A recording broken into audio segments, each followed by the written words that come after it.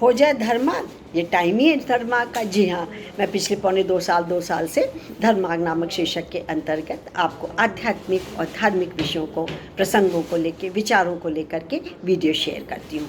ये उन लोगों के लिए जो आज किशोर वर्ग या युवा वर्ग थोड़ा सा संस्कार विहीन हो रहा है, नैतिकता से दूर हो रहा है और आज के जो बदलाव है उस पर निर्णय नहीं ले पा रहा है। और कभी कभी 0.12% लोग ऐसे हैं जो कि गलत निर्णय ले लेते हैं, जो कि बहुत ही शर्मनाक होता है। लेकिन सच मानिए, यदि जिसने धर्म मार्ग को अपना लिया है तो वो विपथ नहीं होगा, वो मार्ग वो अपना हीगा, चाहे उसके कितने रोड़े आए, कितनी परेशानी हो, कितने ही विपरीत दशाएं हों, लेकिन वो धर्म मार्ग को नहीं छोड़ेगा और हर चुनौतियों को पार कर लेगा।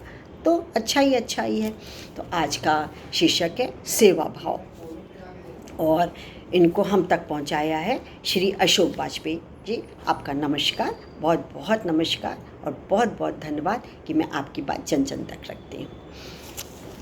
सेवा का भाव मन में रखना उत्तम है। परमात्मा का सेवक बनकर सभी कार्यों को करते रहने से मनुष्य स्वयं को श्रेष्ठता की ओर ले जाता है।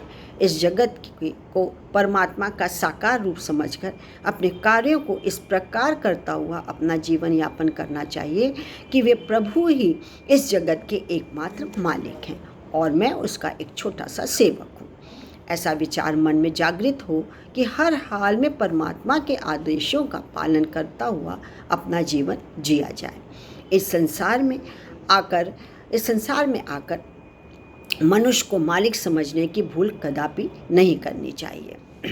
इसलिए कि इस जगत की एक एक वस्तु ईश्वर की बनाई हुई है। वे ही इस प्रकृति की रचना करने वाले। सूर्य, चंद्रमा, ग्रह, नक्षत्र, पहाड़, नदियाँ, समुद्र, वनस्पति, खनिज हमने नहीं बनाए ना, परम पिता ने बनाए हुए।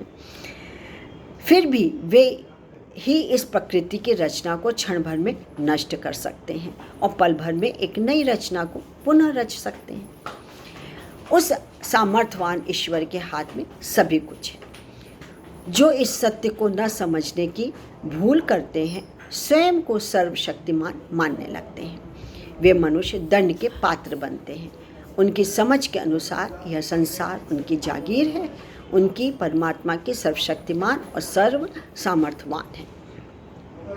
शक्ति और सामर्थ्य होते हुए भी वह सभी पर दया करता है।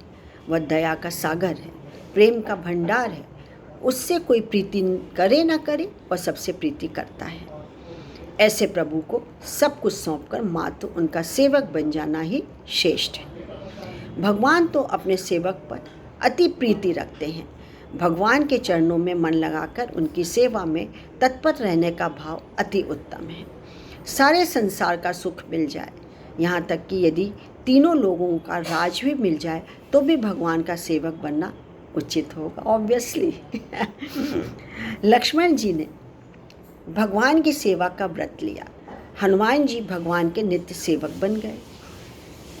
उन्होंने भगवान को मालिक व स्वयं को उनका सेवक हो जाने का व्रत ले लिया। निष्कपट भाव से बिना किसी स्वार्थ के ईश्वर के प्रति सेवारत होना जीव को उत्तम अवस्था में ले जाना होता है।